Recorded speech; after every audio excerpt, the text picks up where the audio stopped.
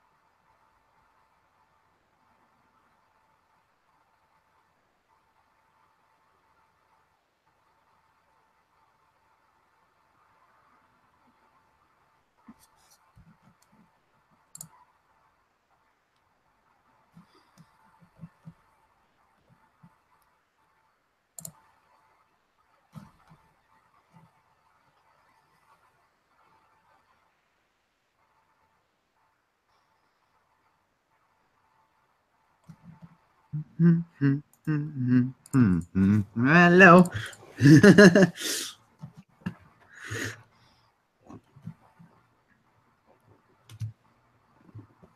Okay, but how did she get her head inside the pumpkin?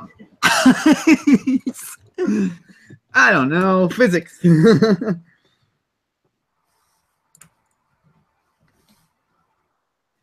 We'll just wait here and for a little more people to show up. Hello, people of the internets, interwebs. Welcome to the Halloween Eve. No, it's like people of Earth. It's like, what is it? It's Halloween is Hallow's Eve. So this is Hallow's Eve. Hallow's Eve.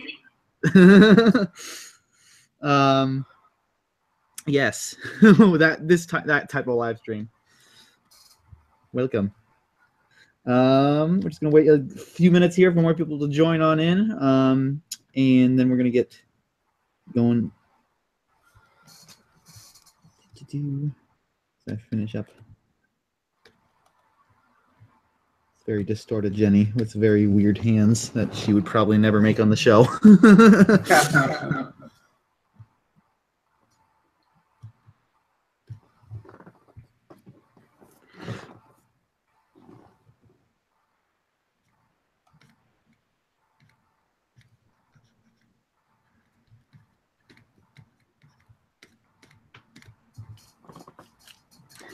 There's...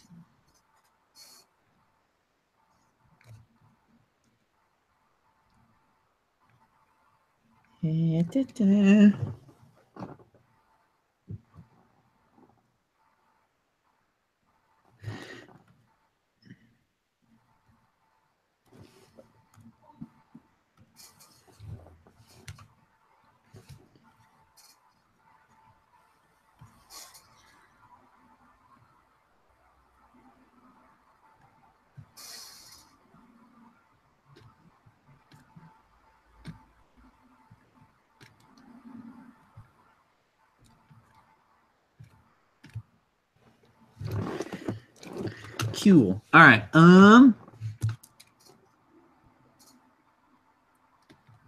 think might as well kick things off. Hello, people. I already said hello, didn't I? This Halloween, we, of course, are going to be doing our drawing contest as usual, but we are also going to add that spooky tone to it. We're also going to, well, of course, be answering questions, whatever you throw out there. We'll answer questions pertaining to the show. Going to be trying to keep things Halloween themed. Forgive me if I'm a little tired because I've had a very active last 24 hours. Going everywhere. All right, let's dive. Wow, there's. Did I send out the? I put the thing on the. I'm gonna just add everyone on the Discord. Halloween stream. All right, and I also forgot to post it on Facebook, so that's another thing that probably should probably do. Got that. We are live for our Hallows Eve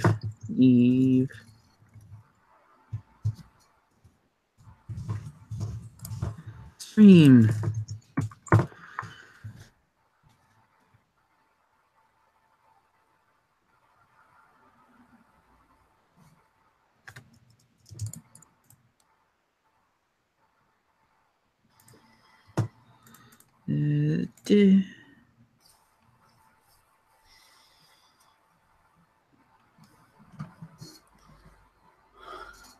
Where are you, little bugger? I know you're in here somewhere.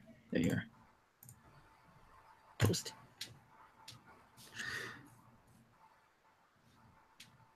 Cool. All right, now let's drag some more, get some people in, and yeah.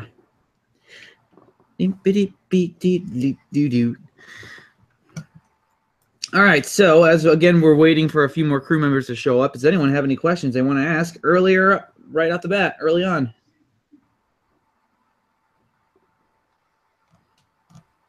Scrolling through them right now.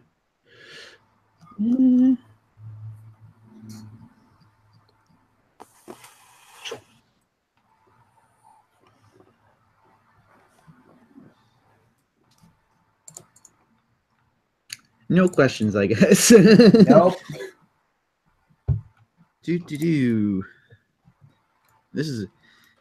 gotta up the ante. This is gonna be slow. There's only gonna be 2 people here. All right, we should. I was expecting more people. Let's see. What can we do with 2 crew members?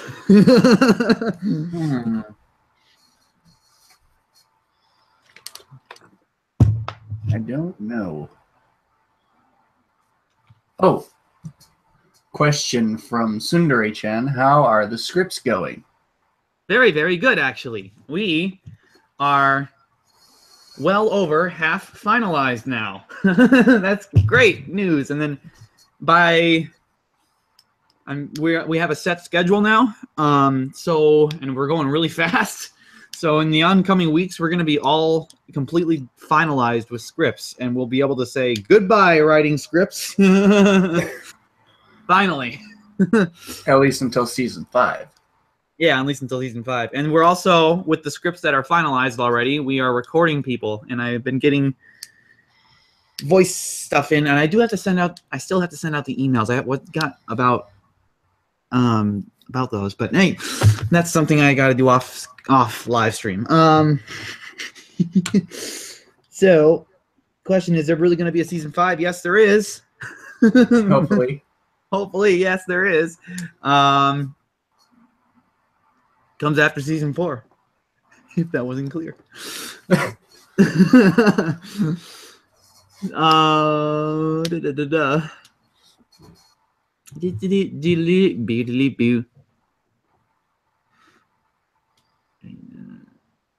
When is season 2 going to be made? Season 2 has already been made. That was an original. Oh, has a couple of games TVS. Has Vexus gotten a voice yet? No, she hasn't. Nope. If you want to voice Vexus, send in your audition because we don't have a Vexus yet. Kind of an important character. Yeah, Biohazardous Brony asks he can sort of make 3D models if that helps. Yes, it does help. There are actually going to be 3D elements in this show. They're not going to be the main characters, but they're going to be restricted to the background. Like, if we want a complex camera angle, we'll do a 3D background and then a 2D animated character. And then, or say we want like a giant ship flying in, that'll just be 3D instead of trying to hand animate a ship because that's hard. That's very hard. Anything that cannot bend or stretch or anything like a ship would not do any of that. It's very hard to animate because you got to make sure each individual frame is consistent in size and shape when it's moving around, flying, shooting things and stuff like that. If it's a spaceship or something, you know, so much easier just to do 3D. That's the word I was looking for. All right. Morgan, Mordoc, Long, I can't. I'm sorry. I can't pronounce this very well. Sorry. Question, kind of, what happened to Mistress Creepypasta? She hasn't really been on any streams. College. Most of us are still in school and college and stuff like that, so life takes away.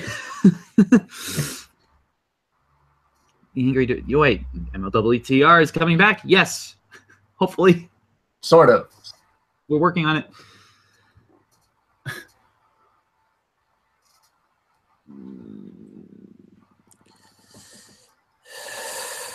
Well, I think it's just me and Eric. Yeah. All right. Let us. You're forgetting someone, aren't you? Let us.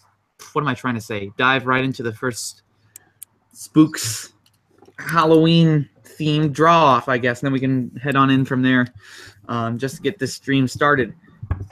I'm gonna go the Batman animated series and start on a black canvas, and just for added effect, why not? You know, you could just use the paint bucket tool. You know that, right? Actually, you can't with Photoshop. It doesn't really work very well in Photoshop. Yeah. It always leaves fragments. It's better to just paint it. Well, then just like make it. Just want you to just take that, unlock the background, and then use the paint bucket tool there. Again, it leaves fragments. It doesn't. And before you use a paint bucket tool, you gotta like draw like a box for it to paint. Otherwise, it doesn't really register. I have a little something special to show all of you later today. All right, so You won't be disappointed. All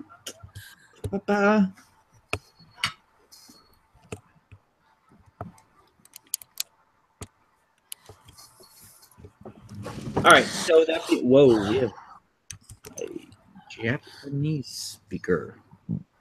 How do we...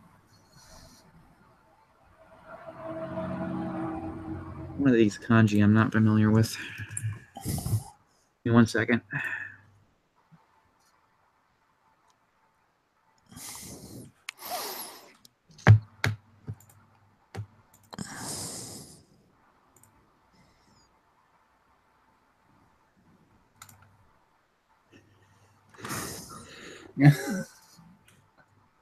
All right, so that being said, let's move along here. So we'll just move down the line again, like we usually do, right? As I see it. Eric, you will be giving Sam a prompt. What shall be Sam's prompt? For a reminder to those who don't know how this works, we give each other prompts to draw. Let me just open up GIMP. I'm just going to open up GIMP. Just all right. Give me a second. It's teenage robot in zany situations. Can't be too specific. Like if we want to say Draw Jenny crossing over with Danny Phantom. That's too specific. You got to be more broad than that. You got to be like, draw Jenny crossing over with a early 2000s Nickelodeon cartoon, and then it just so happens to be, if it just so happens to be Danny, it just so happens to be Danny. But that being said, I'm also going to add another stipulation to this one. It's got to be sort of Halloween themed, because Halloween's tomorrow, everyone, and it's my favorite holiday. So, of course it is, because you get to stuff your face in with candy. Oh no, I don't. I'm not in it for the candy. That's not why. That's what you said. That's what you're saying. But is it really that? Is it really the truth? Yes. Yes. I don't. It's called getting old. I can see. I'm actually not a fan of candy that much. I don't like it that much. Too sugary. But that's not the reason why Halloween's my favorite holiday. So that being said, Eric, you are to give a prompt to Sam with a little bit of Halloween twist.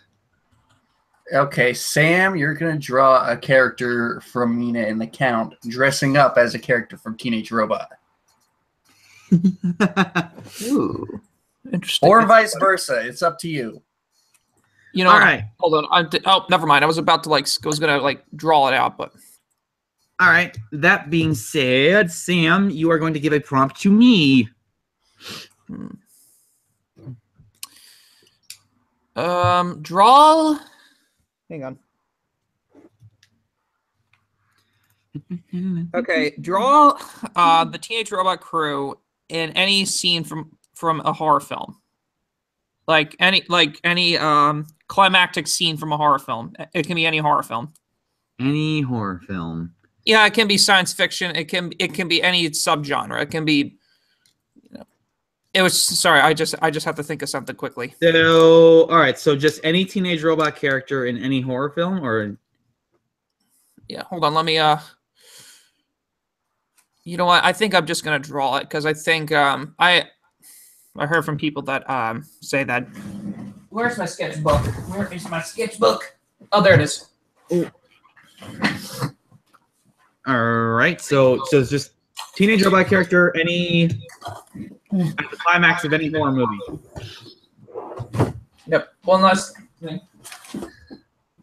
All right. And then my prompt for Eric is let's see what we can do here. Ooh, something that's fun and Halloween themed.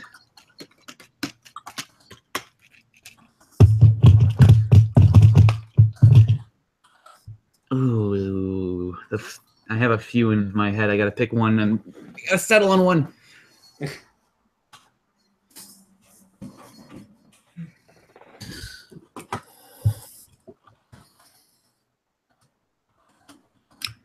I got it. All right. Draw Jenny, but not a teenage robot, but something else superpowered that pertains to Halloween. Like it could be my life as a teenage witch, my life as a teenage ghost, my life. But wait. But to the fan base, I need to ask you a question. What do we do with witches? What do we do with witches? Well, anyway, so it's literally just my life as a teenage blank. We burn them. And you replace robot with something Halloween-y, witches, ghosts, vampires, werewolves, that sort of thing. So, that being said, our full prompts are Eric. Eric will be drawing a Jenny as something Halloween-y, as if the show was like My Life as a Teenage Blank with this like vampire, werewolf, mummy, yada yada yada, whatever you decide to put there. Sam will be. I forgot Sam. What was Sam doing? I remember mine, but doing. I said to draw a character from me in the Count since I am. Yes. Yeah. But as a. Okay. So he's doing Mina and the Count, which is another Robin Zeddy cartoon, if you didn't know. And the reason why I'm here is that I'm also doing a production as well. Being dressed up as a teenage robot character or vice versa. And I am drawing any teenage robot character in the climax of a horror movie, and of course keeping it PG. So that being said, at the 29-minute mark, we will jump into. At least it's, if it's Poltergeist, okay. If it's Poltergeist, then all right, I'll give you that. Because Poltergeist is PG. Well, you know what I mean. PG in modern standards. Of course, Jaws would be rated R nowadays. You know. Nah, PG-13. PG-13. No, there were some severed heads. That's an R.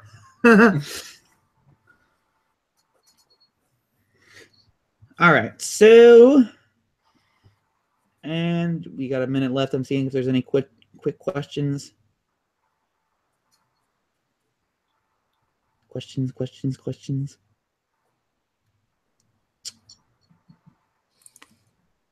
Oh, gotta go. Oh, okay. Any horror movie?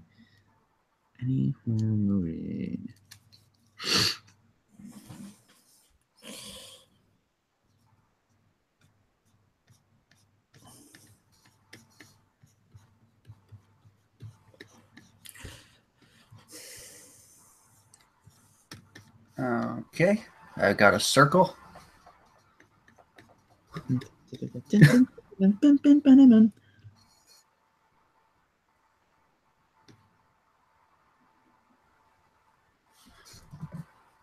And now I don't have a circle.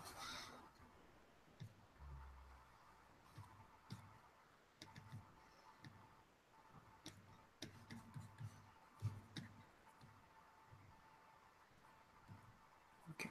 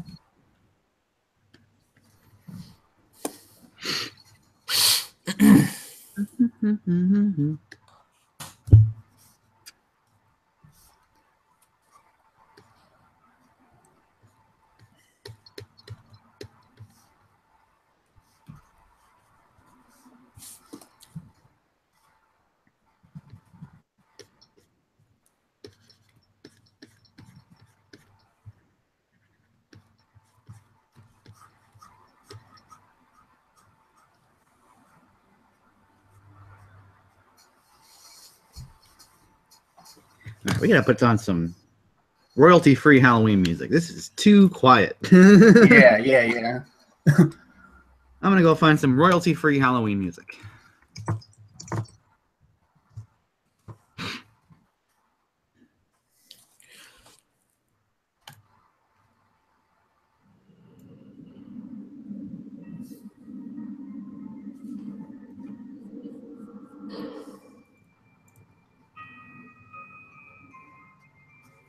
What do I know?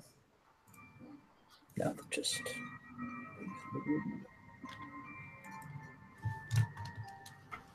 Yeah, it's more like it.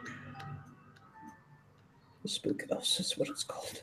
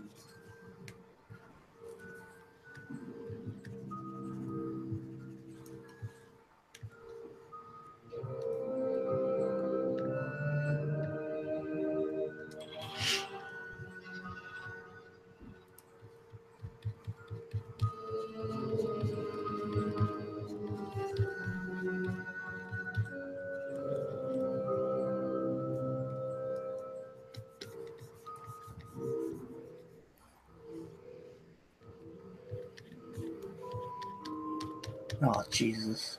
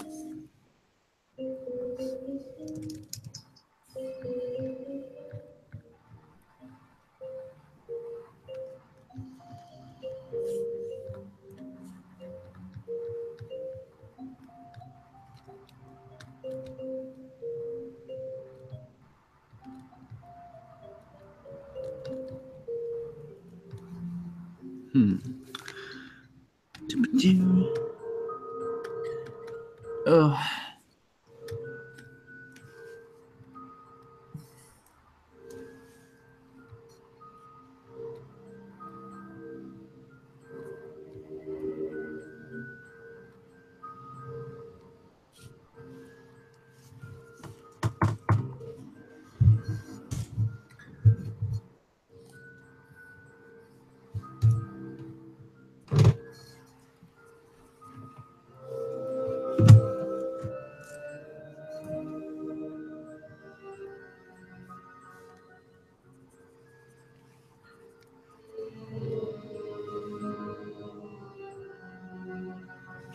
That mouth is not right.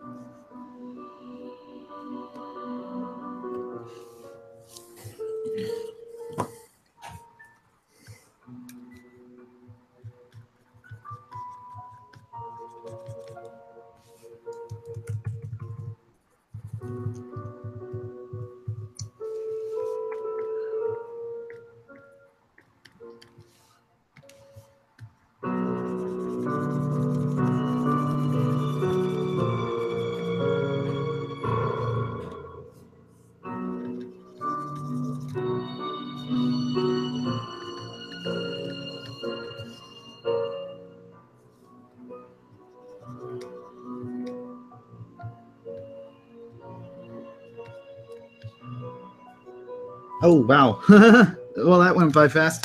No more shading. Oh, All wow. right. Yeah. All right, well, we'll go down the list on...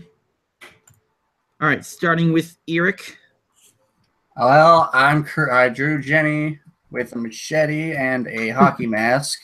That's about it. I'm kind of still working on the hockey mask, though. All right. It's my life as a teenage serial killer.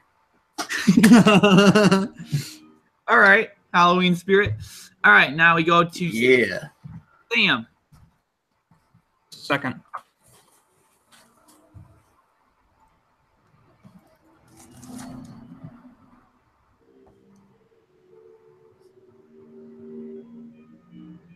Yeah. Oh, it's Mina. Oh, okay. So she's got little Jenny pigtails. Okay. Yeah, All it's right. not that. Sorry, I just thought it. You know, for the All right. alien, I knew you were gonna pick Alien. But- Yep, I went with Alien 3, and I replaced Jenny. Then Jenny's supposed to be bald, like Ripley Sigourney with. Weaver.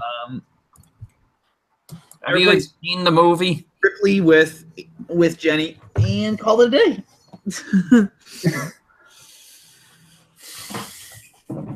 So yeah.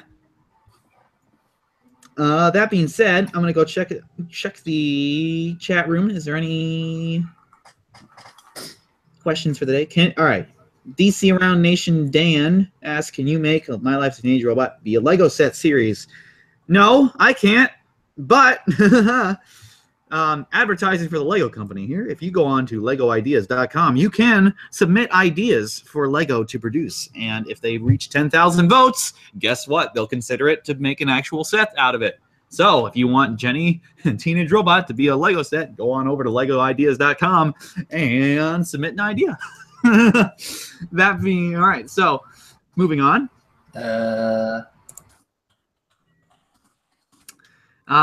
Christian McLaughlin, I think. Sorry if I pronounced that wrong. Will you explain how the human characters survive the impossible, like Tuck in the Vacuum of Space in episode 1? It did cartoon logic. I don't think there's going to be any official explanation of that, but I'm pretty sure it's just going to go with cartoon logic on some of the impossibilities, like Tuck surviving the vacuum of space. Yeah. Biohazardous Brony asks, so how long will this actually take to finish? Long enough. It'll go by quicker the more and more people we have working on it, but it is a hobby project, so that's why it's taking a while. If this was a day job for us, it'd be a lot quicker, but it's really we're coming home from school and work and stuff like that and working on it in our free time. We wish it was otherwise, but it's just how it is.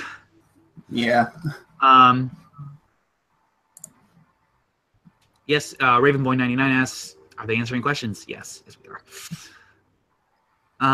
Christian McLaughlin's asks, any references to other sci-fi shows like Doctor Who? Or like how about a Dalek in the background? Yeah, we throw in a bunch of references all the time. Be on the lookout for them. Our only rule against references is that A, they can't be too obscure to the point where if you don't know the reference, you won't, or like, there's some shows out there that pull references or pop culture references to such an extent where if you don't know what pop culture they're talking about, you won't get the joke. We got a rule against that. If we're gonna do a pop culture reference, first of all, it has to be widely known enough to actually make people understand it. 2, if you don't understand it, it has to be funny enough to make it so it's a funny joke otherwise. And 3, it has to be in a situation where it's not it's not distracting. Like there are some cases where references can be in the background, for instance, and it can pull someone out of an emotional moment. Like, say, a parent is dying in a nuclear factory as it collapses, and we cut to the school, and we cut to the school in which the child is at, and the child notices the factory collapsing in the distance, and the child's like, "Oh no, my parents!" But then the audience is paying attention to the moth in the background that looks like Mothra. So it's like, "Hey, it's Moth." Oh wait, now I'm out of the Now I'm not emotionally distressed anymore because I was paying attention to Mothra. So that sort of thing. So we can't do that. So yes, there's a bunch of references, but there's a few rules to go with the references. Sorry about the lengthy explanation.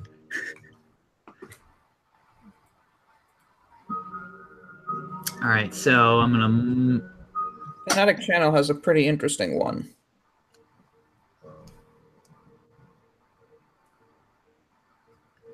All right, Club of Games TV asks, all right, one important question. I saw that a few fans said that Reboot can be released in the 2020s. Can you say that you can release it before 2020?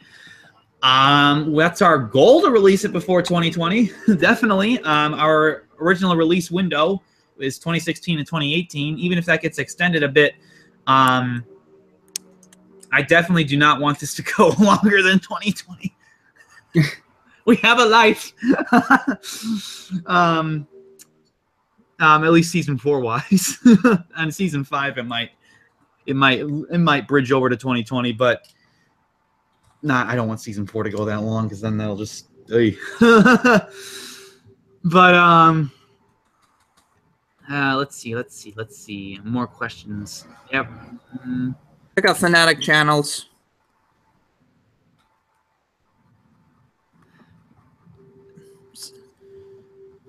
All right, so Fanatic Channel asks, important question, since when have you started to watch MLaaTR? Well, I guess this is a question for all of us, not just a general series question. I'll go first, and I'll hand it out to someone else. I started watching Teenage Robot as it was airing. Ironic, we're coming on Halloween because I don't remember the first episode I watched, but I do remember that one Halloween I was going to go as Darth Vader trick-or-treating a long time ago, back in like 2005, 2006. But Escape from Cluster Prime was actually going to show on Halloween night. And I really wanted to see Cluster Prime. So I was going to literally skip Halloween in order to watch Escape from Cluster Prime. Luckily, my parents told me how to TiVo, and so I recorded it, and then I came home after trick-or-treating and watched it later. And then in about 2008, 2009, when I was a little kid, I noticed that Teenage Robot was premiering again, and it was either Good Old Sheldon or it was the episode where Jenny gets worshipped by a bunch of little Teen Idol. Teen Idol, that's it. It was either that one or Good Old Sheldon that I happened to glance on, and I watched a little bit on TV. And my instant reaction was, "Oh, cool! They're premiering more Teenage Robot episodes. Cool!" And then I never saw it again. Like I turned to a different channel because I was searching for I was like turning on the TV to watch something that I've been waiting for or something. I glanced at Teenage Robot. I went to that other TV show. I forgot what that one was, and I never saw Teenage Robot on air again. So yeah, let's move on to Eric. What was the one? Did you watch Teenage Robot for the first time? Well, the first time was actually in 1999 when the original pilot came out on Cartoons. He's interesting. Yeah, Jenny and I go way back. Anyway, I was like 4 or 5 years old, and I honestly didn't watch a whole lot of cartoons before that. I was one of those weirdos who would play outside and stuff. But wow, you are a weirdo. So yeah, I'm aware of this. Robot converted you. Pretty much. I was like, wow, this looks really cool. I should probably watch some more TV. Just so that I have the chance of seeing this again. And like, yeah, then I kind of got hooked on cartoons after that. And then by the time Teenage Robot had like actually premiered on Nickelodeon, I had completely forgotten about like why I was watching all these cartoons. And I was like, this looks really familiar. And then your mind was probably telling you to wake up. It's your old girlfriend. Wait, what? What? It was a joke. It's a joke. It's a joke. I didn't even understand that one. Well, yeah, anyway, like, I watched through season 1 as it was airing, and then I kind of forgot about it until, like, about 2 years ago. I stumbled upon it again, and I probably watched, like, I probably watched through the whole series like 3 times in 2 weeks. Damn. Yeah. All right. Cool. Sam, when Alrighty. was the first time you watched Teenage Robot? Well, I can't remember per se, but the first episode, I actually do recall the very first episode I watched. It was called See No Evil. The one where it was Jenny, like, you know, she takes her eyes out, gets like her eyes replaced or something, and then she like, it was basically the one, like it was the one where she like, you know, replaces her eyes. You know that one? Yeah. I forget when. I think it was either 2003 or 2004. And I loved the living crap out of her. Like, I actually used to watch her all the time. My favorite episode back in the day was Hostile Makeover, which, ironically, coincidentally enough, for this time of the year, was actually marketed as a Halloween episode. But then in like 2005, I got hooked on, you know, the Teen Titans. So I got hooked on that show. So I kind of like almost nearly forgot about it when that show airing. But then as soon as YouTube hit the scene, I resurfaced on it and I found out that there was 2 other seasons that came, like 2 other seasons, a film, well, a short film. Well, actually, no, it was like one of those 1-hour special events. Yeah, 1-hour special. Christmas special. But then, so I resurfaced and I became more of a fanatic than ever until I found out it got discontinued in 2009. And I was like kind of heartbroken. I'm going to say this. I'm kind of considering myself as a forerunner of one of them an attempt to reboot it because I actually was like saying, ooh, I'm going to do a season 4 and stuff on my old YouTube channel. But all I had was a crappy video camera and Legos to pull it off. I remember seeing that when I was researching a season 4.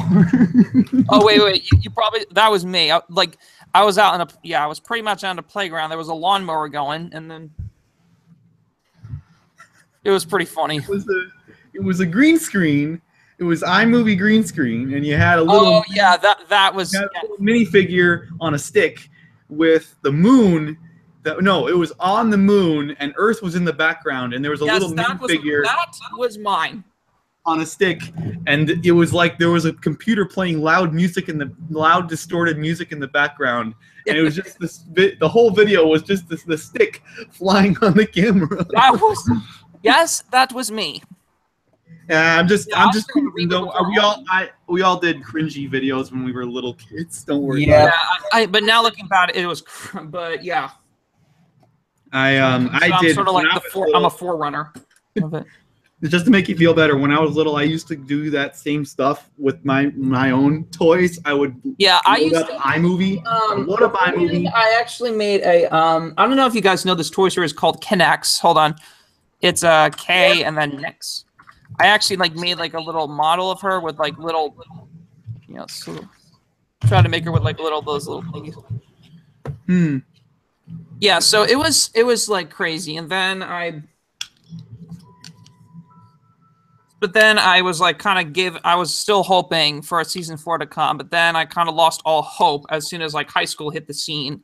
But then I actually was planning to write a fan fiction that was meant to be sort of I told everyone this, but I'll tell you for others, was meant to be a darker reimagination of the story. But then I heard, in 2014, I got word of this, and I was like, holy shit.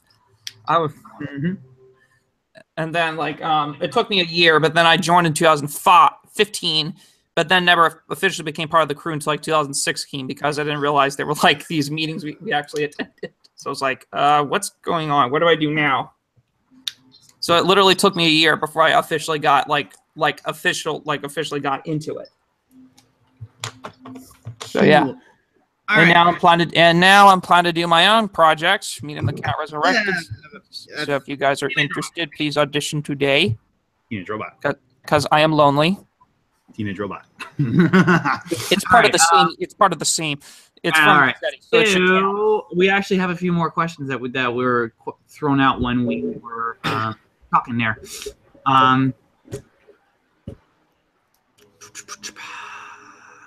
All right, Club of Games TV asks, another question, how often will we be uploading the Reboot episodes when Season 4 is ready?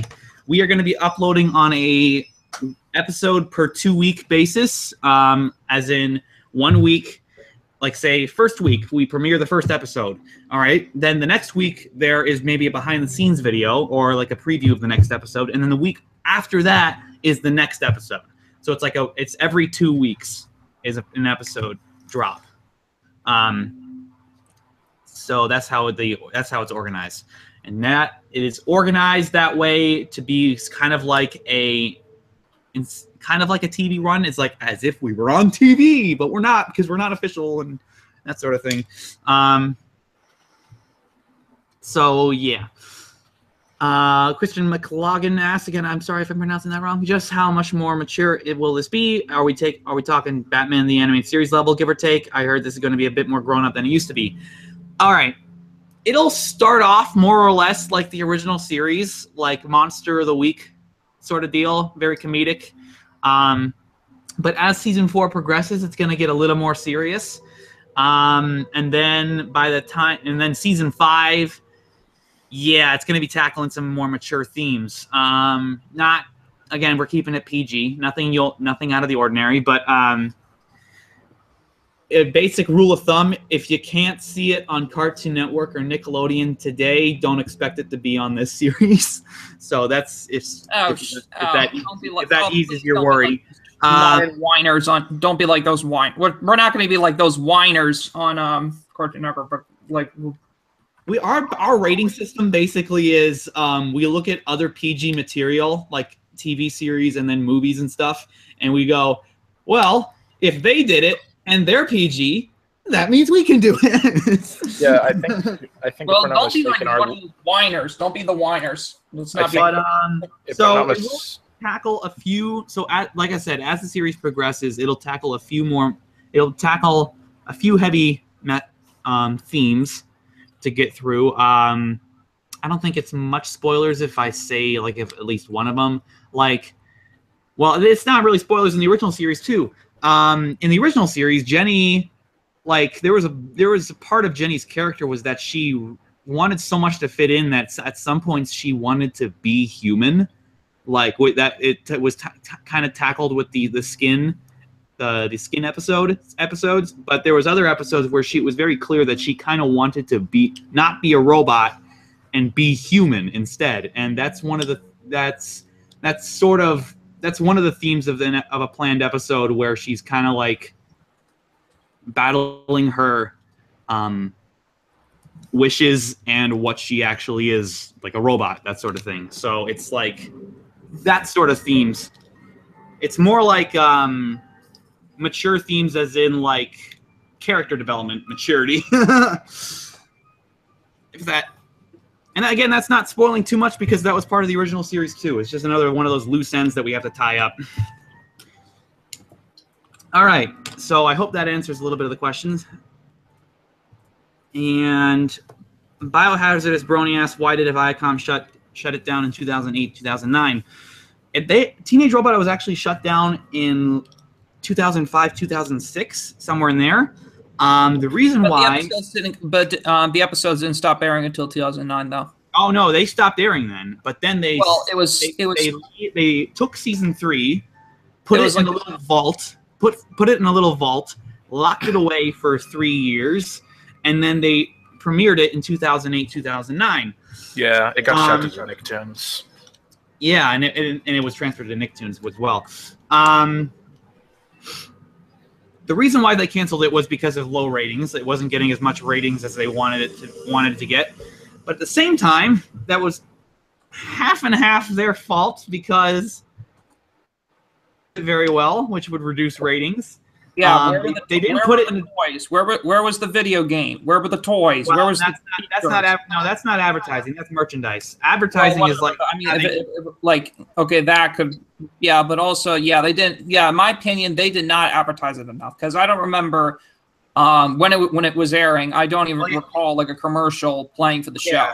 So that's one major problem I had with it. Advertising would be bumpers and stuff like that. Like, hey, there's a new episode coming this Friday or something.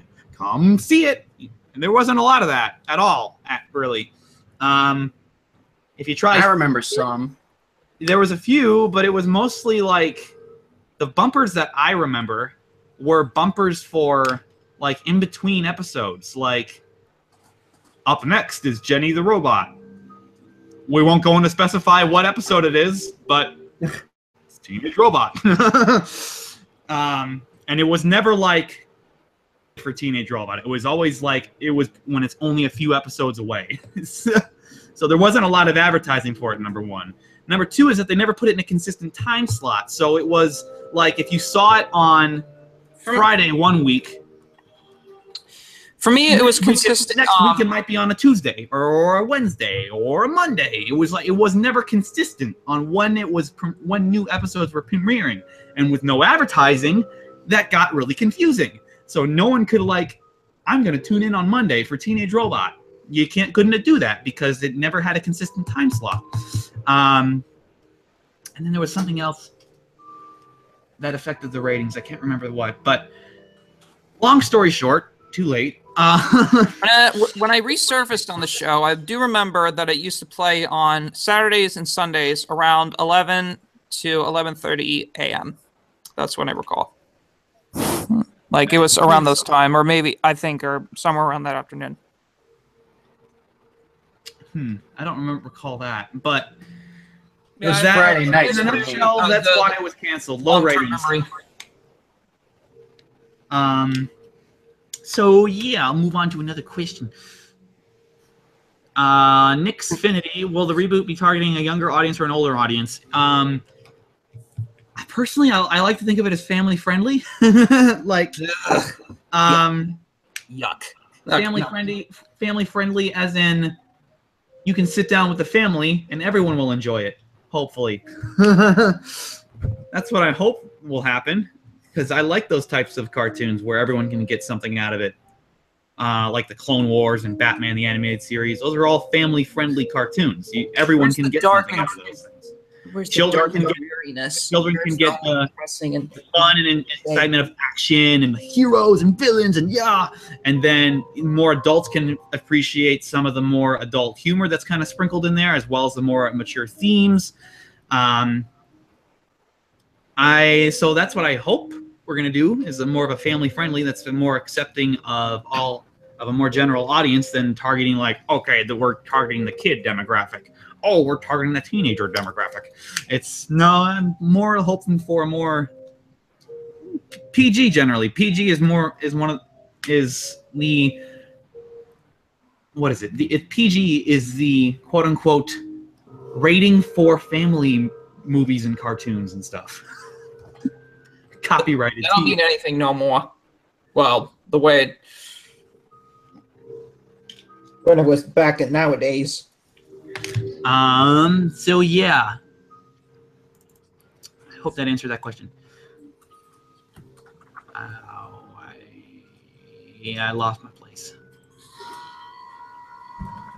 I'm looking for other questions.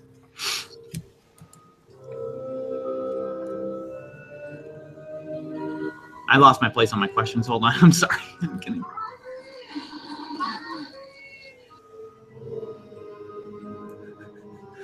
Dallin Singer asks, "What is it like to be on the production crew of this reboot?" I don't know. Yeah, I want to know. Like, Dallin, it must be really interesting to be on this production crew.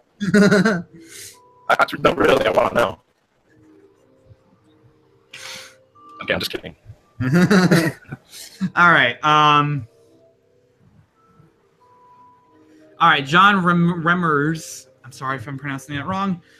Will you be giving Vexus / the cluster a backstory? They need one. Depends on what your definition of a backstory is, really. There's no plans to dive into like the childhood of Vexus or like the origins of the cluster or anything like that. We do explore characters more. Like we get more of like, oh, so that's why they're like that. Or, so that's why. Yeah. That's what they were referring to in this one episode where they confronted each other. They were in that one single dialogue. That's what they were referring to. We dive into a little bit of that, but we don't go in like in depth like, Flashback, Vexus as a little blueprint trying to build itself or something like that. It's not that. Oh, that detailed. would have been. Oh, come on, that would have been funny. I don't know how that would be. Or cute, or whatever the fans think. What do you guys think? Question for the audience: How do robots on Cluster Prime procreate? Do they build themselves? Do their parents build their children? Do they Probably it's they like built in factories? It's probably like in the film Robots where they built the child. Probably. Huh? They order it online. Probably. But that comes to I don't know. the Probably. existential question. I mean, that's actually a good question, actually. 'Cause I don't know. All right, let's see. I'm gonna go. Oh, that's disgusting. Never mind. I don't want to say it. I am checking more questions. Any questions? Doom Donuts asks, are any recent cartoons you guys are taking inspiration from? Actually, yes, there is. Indeed. Samurai Jack, the recent season 5, taught us. If no one noticed, Samurai Jack actually has a very similar art style to the Art Deco Teenage Robot look. It's far more angular and far more, I want to say, streamlined than Teenage Robot. And of course, they lack outside lines and stuff like that. There's a bunch of differences, but it did show us a lot of how to take the art style that a show has and really stretch it, like push it to its limits. There was a lot of moments in Samurai Jack season 5 where it almost broke its own art style, but at the same time it stayed within its boundaries. And like a lot of the scenes with quote unquote evil Jack, if a lot of those scenes really pushed what that style was like, but then again stayed within it. So we're actually looking at that for reference whenever we want to kind of push our own art style for like expressions or something. We're looking at Samurai Jack season 5 and like seeing how they really went on a tight wire on how far they pushed their own art style. So that'd be an example of some recent cartoons that we're taking inspiration from.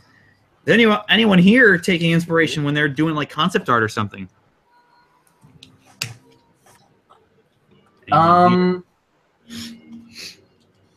Yeah, sometimes I take inspiration from like other cartoons of the same era. Mm-hmm.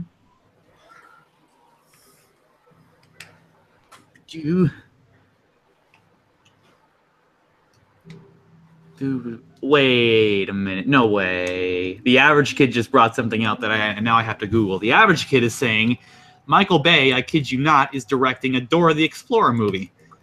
No. I need to know. I need to research this myself. You better not. I swear. I once saw like some sort of parody video, like as if Michael Bay was to direct a movie like that. This is real. Yeah, I think it was a college humor. Wait, it is? It's real. No. You're lying. Hold up. A bunch of news articles published it 5 to 6 days ago. This is real. The Onion doesn't count as news. It says some say it won't be produced. It says I got here one from the comic books. Gosh.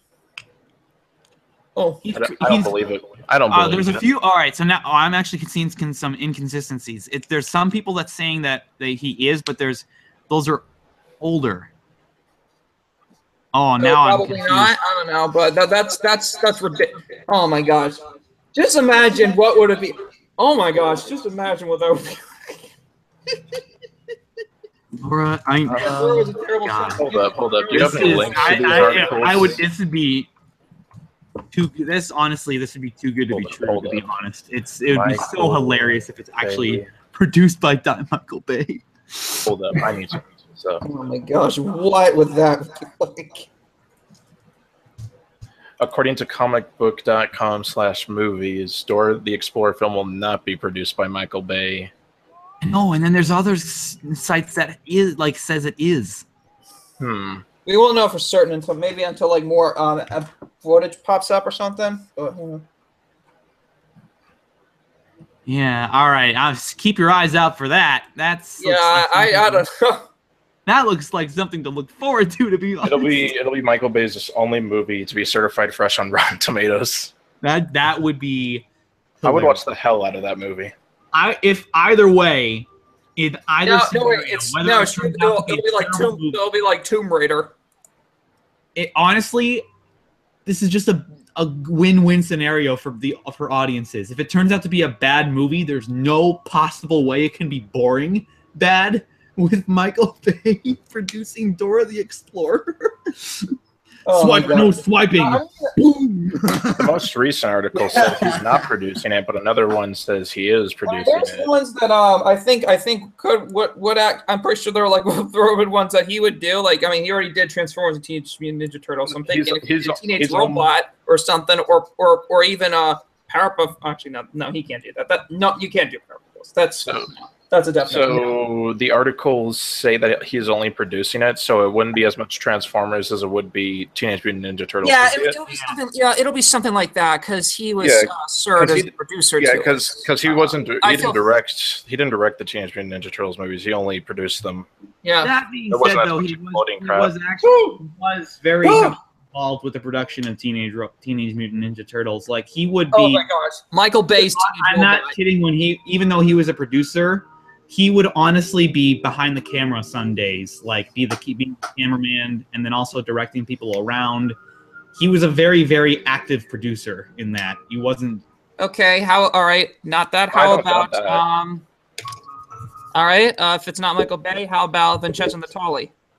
I don't know who that is. I would like to see Quentin Tarantino. Cube, Splice, Cypher, and nothing. I would like to see what's his name, right, John Carpenter. I'd like to see John Carpenter make a Dora the Explorer movie. How about the director of Equilibrium? I don't know. I can't wait to see Sofia Vergara as Dora. Oh my gosh! No, you mean Megan Fox? Megan Fox isn't. John Remmers asks, welcome back, Sofia Vergara. Are there any plans for any musical numbers since you are already getting someone to sing the intro? We actually already got someone to sing with the intro. That was one of our voice acting votes that we did, and we have someone to sing the intro now. Let's see. There aren't any musical episodes, but there are a few times where some characters break into song, like in that one episode. You remember that one episode where it was Humiliation 101, where Brad and Jenny were walking down the street, and Jenny was scared about her mom coming to school to give a science lecture, and they burst into song like, "Hey, aliens are going to destroy the school. Volcanoes are destroying everything. This is going to be the greatest day ever." That sort of thing. I'm not a good singer. Oh yeah. So, do you remember? Yeah, it's kind of like that. There's never going to be that episode. That was a good one. I don't think there's ever a musical. There will be a quiz. Spontaneously break into song. So. Oh yeah, we need. Yeah, I think. Yeah. Mostly for comedic effect. And epic effect, if possible. So, yeah. So not a full musical, but there will be a few moments. Let's see. Club of Games. Club of Games TBS. One more question. What do you think about the unreleased MLaaTR episode? Who's the fan? P.S. I found it on MLaaTR wiki. Wait. There was an unreleased episode? No. Robin Ziddy was asked this before, and he confirmed that there are no unaired episodes of the show. Okay. All right. That's what I suspected. The ML. Someone should really fix this one of these days. Wait, it's on the wiki? Yeah, the Teenage Robot Wikipedia page is loaded with. I don't know. A long time ago, one fan decided to try to make their fan fiction real, and they loaded the Wikipedia page with inaccurate stuff. Like, they said that that the reason why Nora Wakeman built the XJ series was because she was trying to replace her long-lost daughter, and Jenny was originally a human daughter who died and was rebuilt, and that's why her name's Jenny, and it's just it's not. And that's none of that is canon. They just decided to do that. And I fear that this supposed unreleased episode falls to that. It might just be someone's fan fiction who's trying to make into a reality. I don't see it on. So it's not listed on the Wikipedia page, but on the Teenage Robot Wiki, like the fandom powered one, it's on there for some reason. Who's the fan unreleased? Jenny, Brad, and Sheldon get tickets for a great party at Trevorton High where the Smashing Crows will play, and Jenny is super excited. But at the party, Britt and Tiff Crust, who thought Jenny wouldn't come, go mental and try to stop Jenny from seeing the Smashing Crows. Wait, is this in the fan? Is this in the fan box? Yeah, it's on the fan It's in the Wikia under episode list. It's way down at the bottom. It's not a real episode.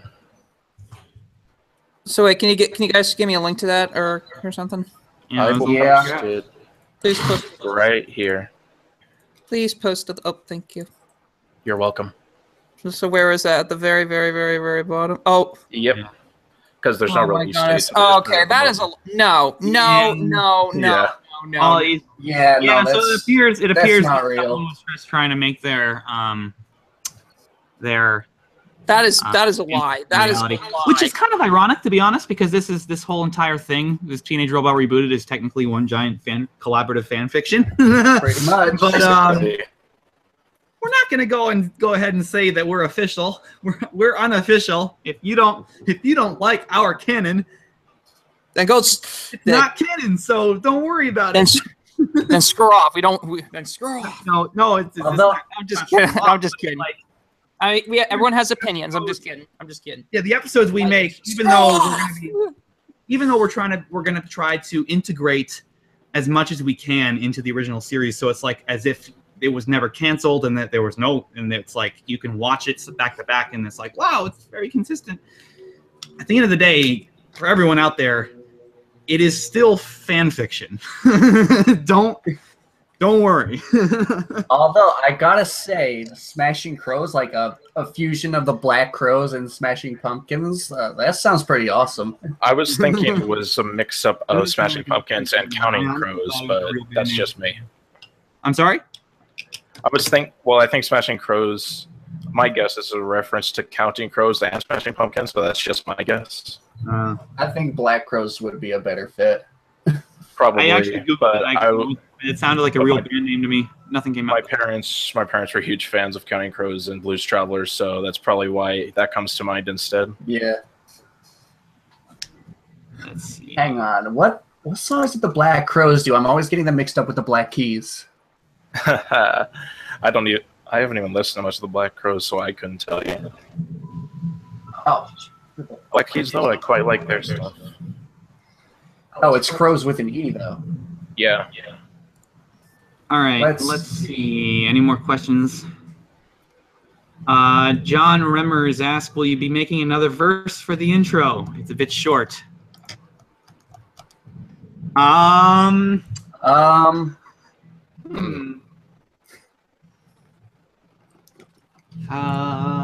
new verse.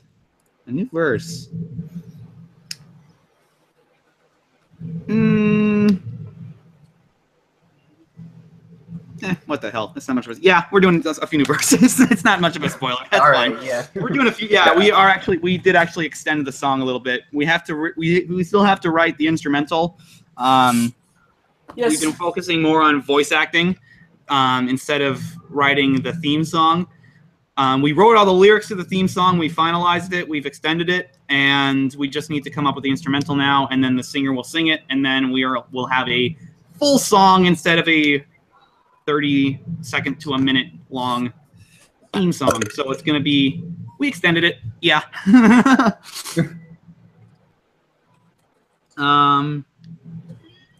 Let's see. Okay, yeah, Black Crows. hard to handle. She talks to Angel. Hey, little thing, let me light your candle, cause mama, I'm so hard to handle now. I guess around. All right, let's see. Dan asked a question. Can you make My Life's Teenage Robot a Lego series? I already answered the question, but I'll do a really quick one. We can't because we're not Lego. If you want to try, though, there's a lovely website out there called Lego Ideas. You can literally submit ideas to Lego. You got to build it first and show it off and stuff like that. But you can submit ideas for Lego, and they'll take it into consideration if you reach 10,000 votes. They'll like have a little conference about it and vote on it and everything. And some things like, if you want an example of stuff that's gone through, the Lego Ghostbusters, that was a Lego Ideas thing. Lego Doctor Who, that was Lego Ideas. Lego Minecraft, that was Lego Ideas. All these others, you know, I believe they also did the Apollo 13 space shuttle. A few other things like a one. I think they did the International Space Station satellite. And they also did the Women of NASA little set that was from Lego Ideas. So if you want to submit an idea to Lego, go ahead. They got a website and everything. Yeah. I see that. Wait, Eric, you're wearing the shirt. He's wearing the shirt. Yep.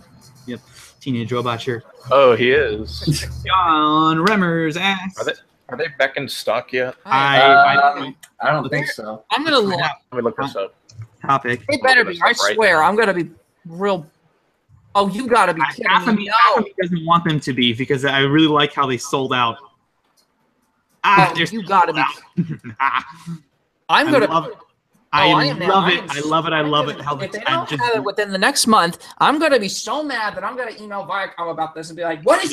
It's I don't think it's Viacom's fault. They're probably doing something because No, it's not. It's not Viacom. But here's the thing: why would Viacom be against making money? That's all they're about. Yeah, they got to license this thing. They can't. They like Hot Topic can't just make any T-shirt they want. They got to like go. And I'll be like, "Why are you not releasing this?"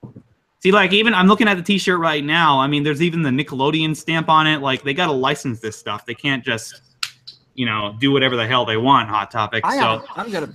But I really, really like the fact that within 2 weeks the T-shirt sold out. I love that. That's great. I hope they make more, but that's awesome. They better. I'm going to be real pissed. I want one for Christmas. All right. John Remmers asked, will there be any underwater locations? I imagine they'd be fun to draw and look at. We're actually, we're definitely, I don't know specifically about underwater locations, but we are definitely trying to push the boundaries of locations. We're always trying to come up with a new place to have the battle or a new look, of this particular battle. There's one battle that takes place at night where a bunch of neon lights are flying everywhere instead of the normal lighting of the situations. There's one battle that takes place in this very gloomy, swampy location where it's all greens and muckiness and stuff like that. That's going to be cool. There's a battle that takes place off the top of my head in like midday, so it's all Western colors and stuff like that. It's all over the place. We're trying to stretch the boundaries of what we can do with color and stuff like that. Okay.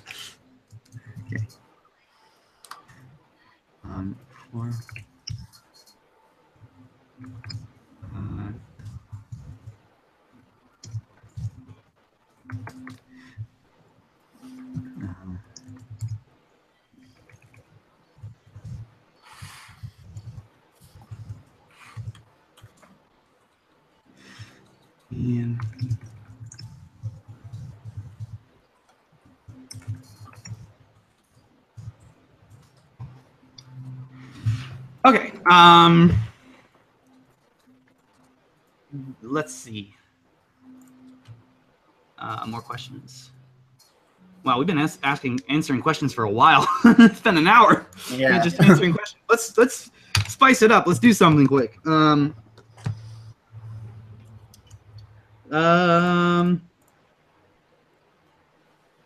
Should we do another draw, or do we? Yeah, I'm good. New, or should we do something new? Yeah, let's do something new. I say we do something new. All right. Well, in the spirit of Halloween, let's all draw Jenny dressing up as. Let's all, in the spirit of Halloween, let's all draw Jenny dressing up as something and just in a costume. Costuming. I kind of just did, but I deleted it. Like, or does that sound like a good plan, or maybe something else? Why don't we do something else, man? Because we just did some drawing. It still feels like it just feels like you're rehashing the same thing, but just like, you know. I'm trying to think of something to do with that more Halloween theme.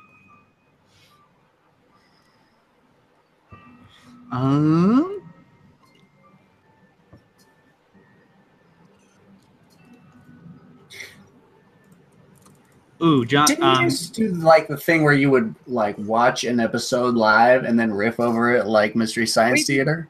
We did that, but we did that once. It was mixed success on that one. Okay. It wasn't too bad, but if we ever do that again, we have to coordinate it better. Yeah.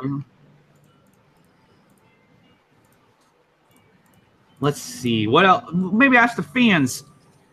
The fans out there, do you want another draw off? Do you want us to draw some more Halloween-y stuff? I mean, I know I hate to just have a Halloween special here and just have us talking the entire time. What do you guys? Maybe another villain reveal. You know what? I'm not opposed to that. Let me go. Let's go see what we got.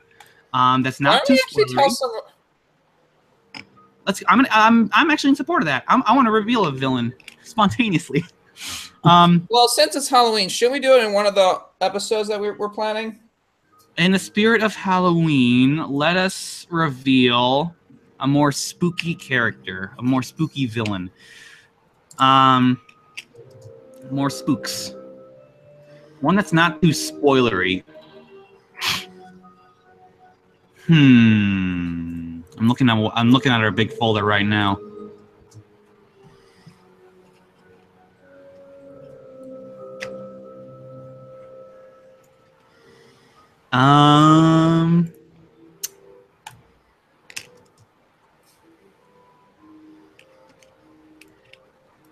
Let us see.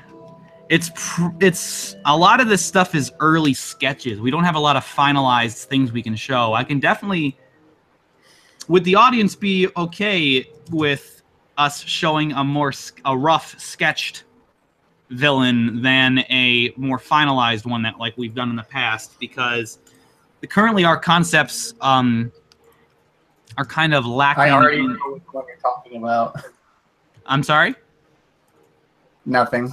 Oh, no, no, never mind. All right, y'all. You know, I'm going to ask this live, so there's no delay on this. Question for the audience. Oh, here's one. Are you going to make a fourth voice-acting video, or is the third the last one?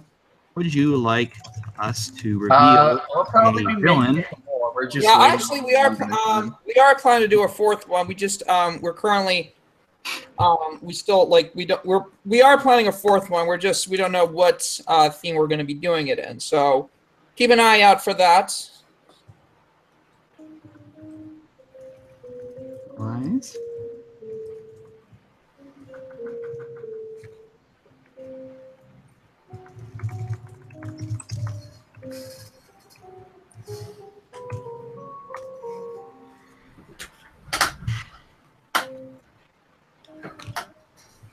All right, we will await the answer on that question. We got our first yes.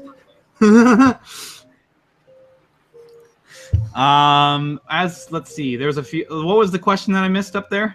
I'm sorry. Are we doing a fourth casting call video? Yeah. Eventually, yes, because we do have to find a voice actor they're for coming in. Puck and Vexus. So eventually we're going to be doing another voice casting call. But in the meantime, we're just focusing on actual voice recording because it had been a few months as we were casting people, and we were like, all right, we got it. Let's get going. And we'll worry about the people we don't have yet later.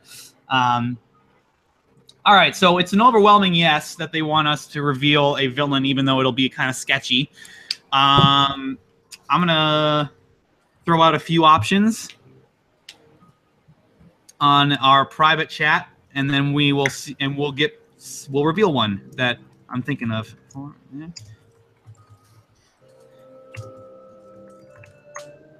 And we have, and what else is there that wouldn't be too much spoiling?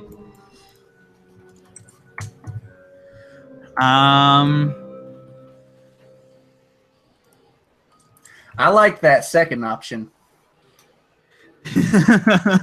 I bet you would. I don't know if I want to reveal the one that would be the obvious one, because that one's kind of a surprise. The one that starts with a W. Yeah. That one's kind of a surprise, even though it would really fit the day. I think I'm gonna go with those four, and then which of the crew that are here today, say in the chat, the group chat that I just typed out in, which ones do you think we should reveal there? And I'll just go with the one who says the most, who's the name that comes up the most on the group chat.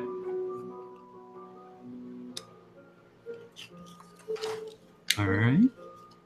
Type away, everyone. Type away, so we can reveal a villain. That fourth one wouldn't be much of a reveal, though. Did we already reveal that one? Who is Leo? No, but he was in the original series. Wait, guys, who's Leo? Oh, I think he's one of the voice actors. All right. Well, I guess. Ooh. All right. So now we got some.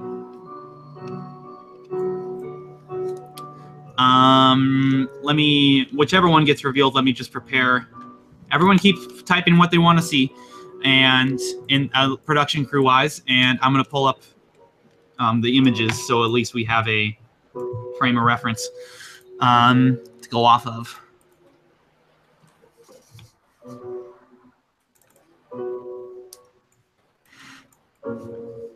All right, and now I'm gonna go find the last one to pull up. It would be under flash files, flash files, flash files. There you are.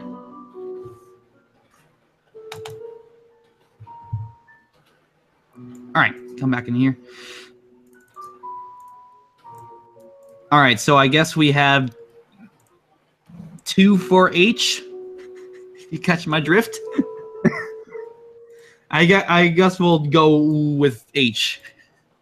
Aww. All right, so that's okay. He'll eventually be revealed too this time around. All right, spontaneously, we have decided to release a villain that's going to appear in one of the episodes. Keep in mind, again, I should keep in mind, everyone, that this is not a finalized design, and that it still needs to be converted to Art Deco form, because as we sketch out these designs, we don't sketch them in Art Deco. We sketch them in like our own art styles, and then we later convert them to Art Deco, just so it's a little bit easier to get a design across. And of course, you know, it's subject to change and stuff like that. And it is a rough sketch, because again, this character has not been finalized, as in like, you know, on the Grub, Looper, and Weevil concept that we released, that's a nicely finalized thing. It's all the art style, the show. It's got a nice card. It's got all these information attached to it, but this will not. So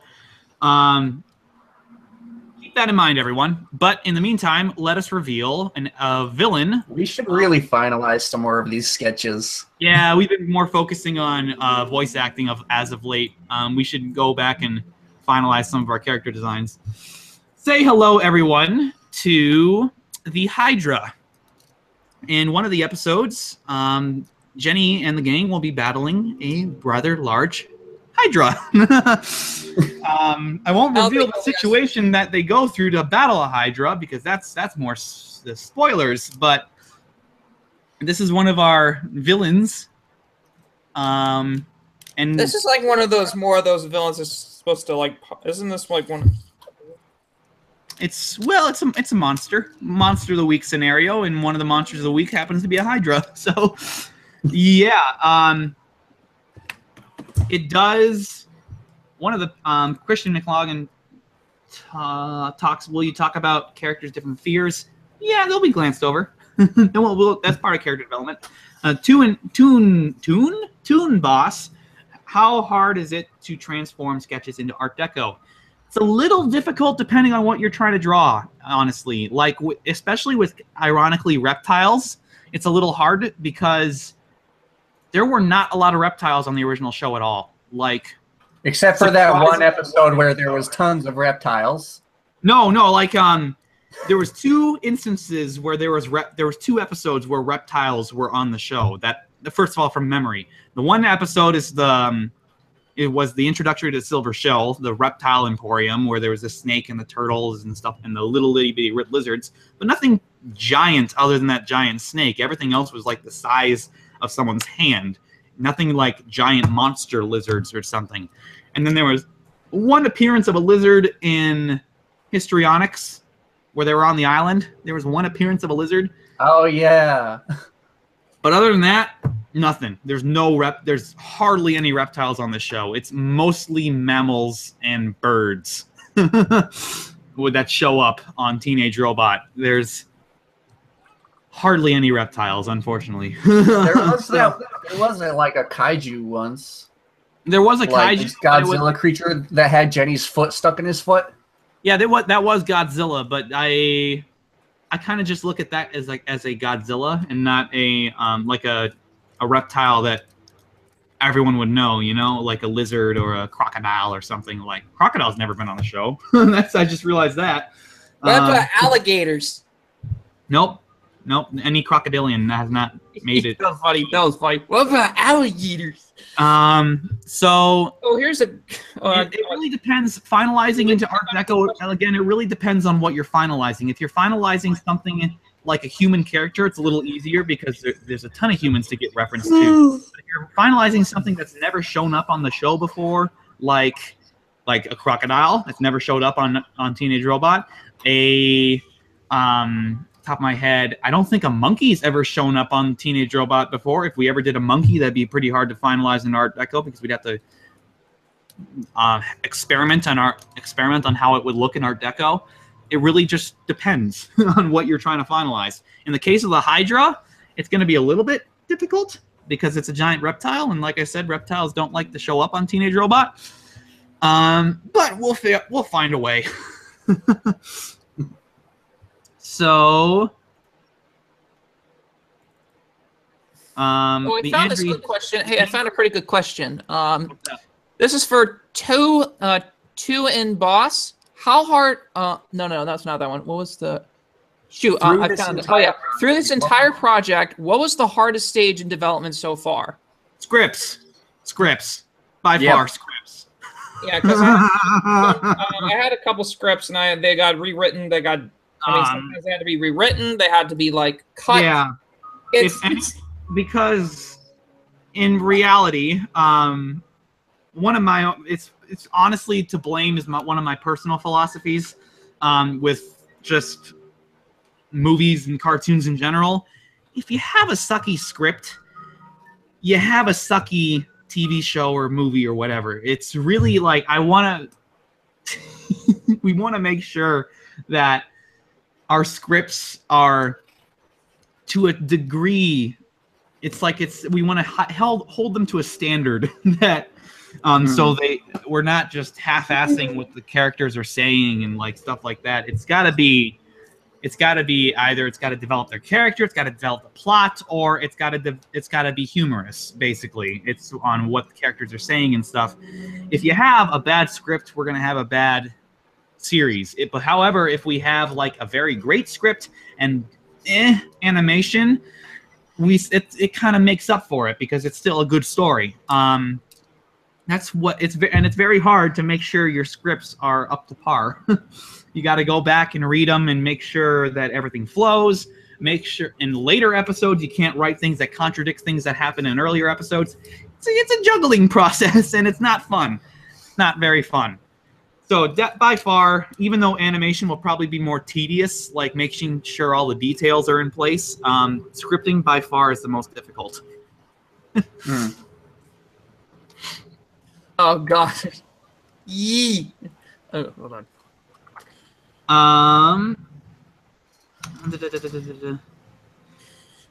Yee.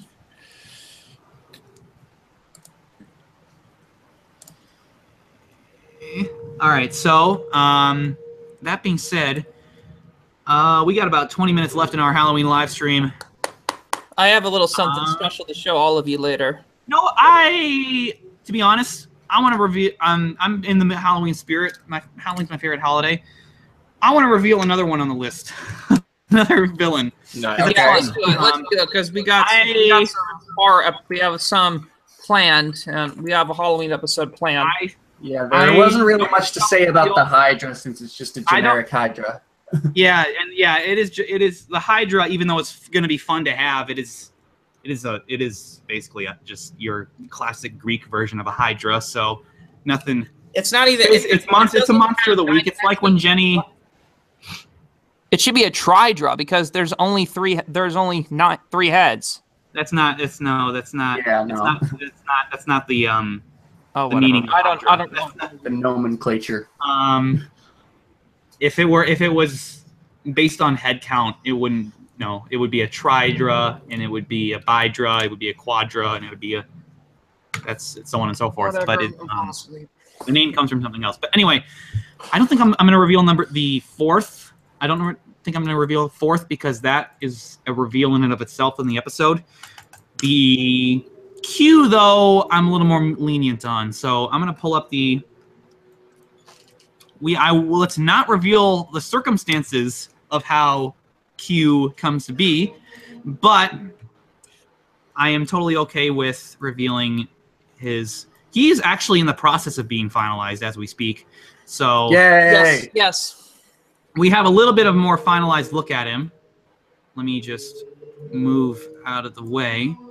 And, all right, so in the spirit of Halloween, we have one more character to reveal. Say hello, everyone, to the Quetzalcoatl. The Quetzalcoatl is a Tiki Aztec-based villain.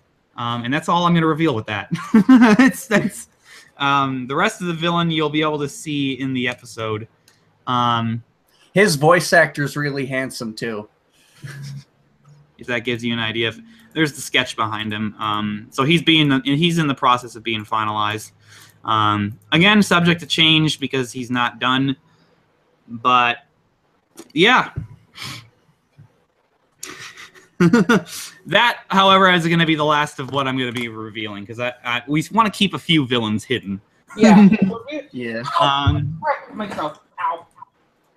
Ow. And we have. Let's see. What villains have we revealed so far? I want to make sure. We have revealed Grub Looper Weevil. We have revealed Skullus. We've revealed Quetzalcoatl. Rough versions of the Hydra and the Quetzalcoatl.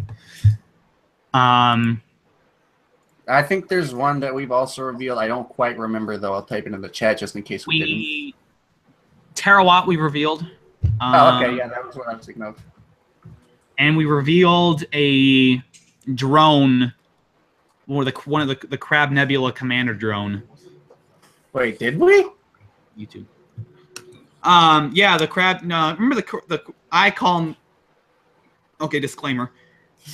I personally call them the Crab Nebula drones because they're crabs and they're from outer space. And I'm pretty sure Jenny said something like these Crab Nebula bots or something, if memory serves. Something to do with crabs. They look like giant crabs. Hey, guess what NX Finney said? It almost looks like the brute Jenny from that puberty episode. Well, that episode is a Hostile Makeover, to be exact. Mm. Hey, Kinda. Pull up a comparison. Kinda Pull up a resembles it. comparison. Kind of resembles it. Wait, can you zoom out a little bit? I want to. No, it's okay. This is in our... Oh my gosh, that would be awesome. Brute Jenny versus that. Who wants to sell? Oh, that would be awesome. That would be awesome. Ooh, flashed quick. All right, whatever. So that being said, we have about 15 minutes left.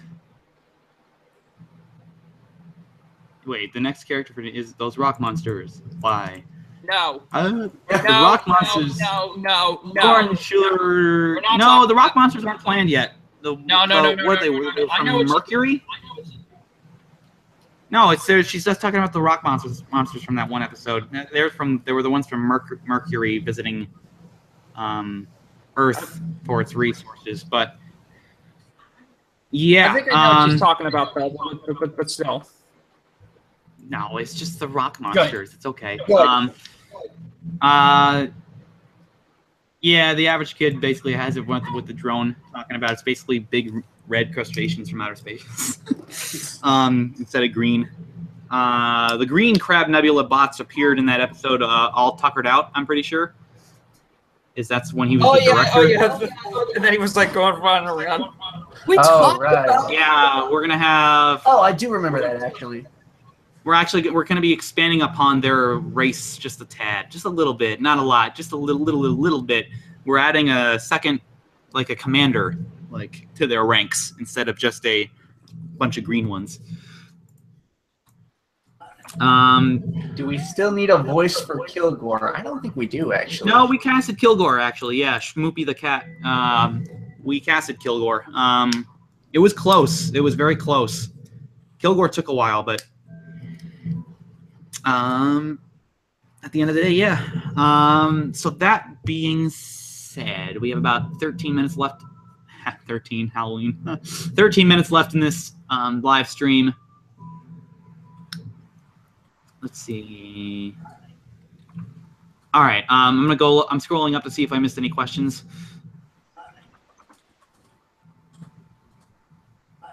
Okay, Doom Donuts asks, how do you go about making sure something lines up with the original, like making sure not to retcon the original or making a character do something they wouldn't?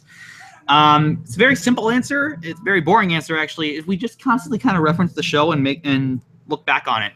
And it's ironic because some entire episode ideas are literally spawned by a single line that a character muttered in the original show.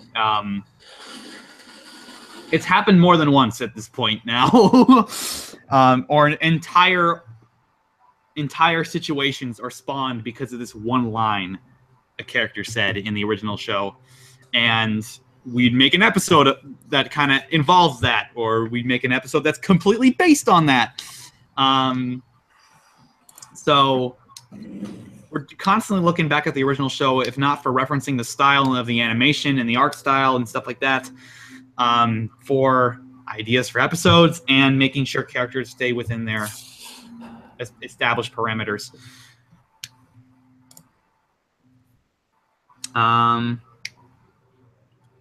Christian McLaughlin asks, how about different art styles? Example, German Expressionism. Ooh, I want to. That sounds interesting. Like I said, we are always trying to kind of push the boundaries of what the style can do, and not making it too foreign. But at the same time, at the end of the day, whatever we experiment with, we still have to make it at least some semblance to Art Deco to not make it so daunting of a change. Like even if we dived into like a different art style for some reason, like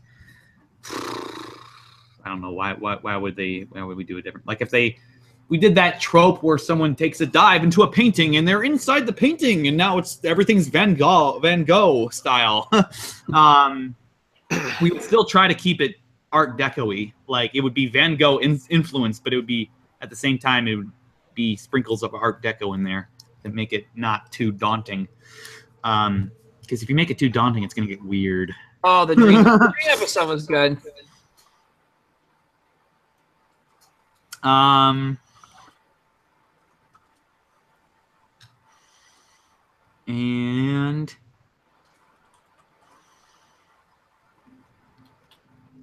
I'm just looking to the other question.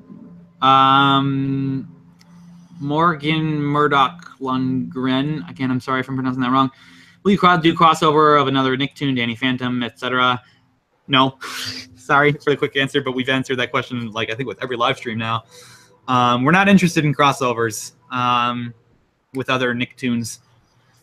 It's kind of a trope, and it's kind of the same.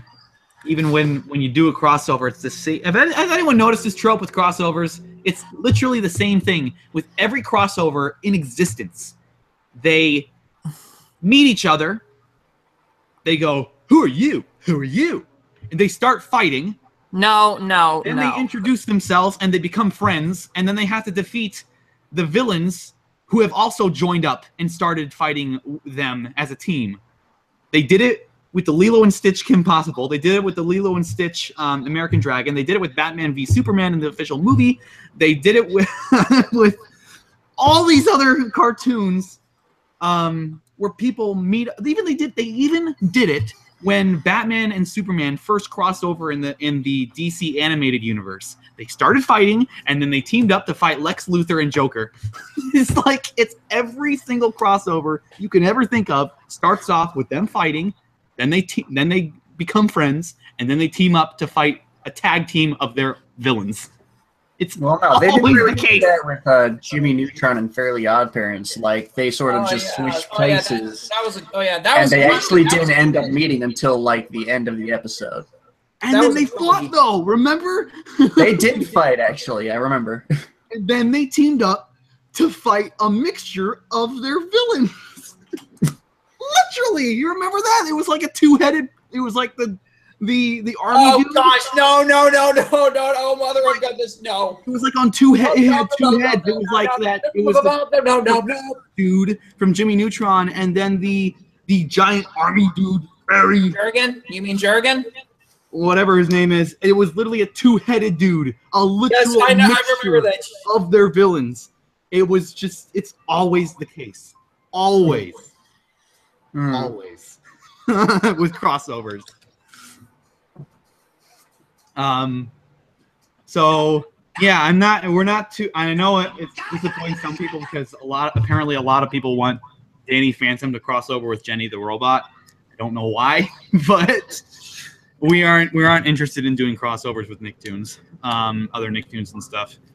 I will admit my own fandom almost got the better of me, and I almost made a crossover, made it so we were going to do a crossover with Godzilla because Godzilla was already established in this universe, but that quickly got shot in the back and floated down the river. I stopped myself. So yeah. Let's see. There's a few more questions that have popped up.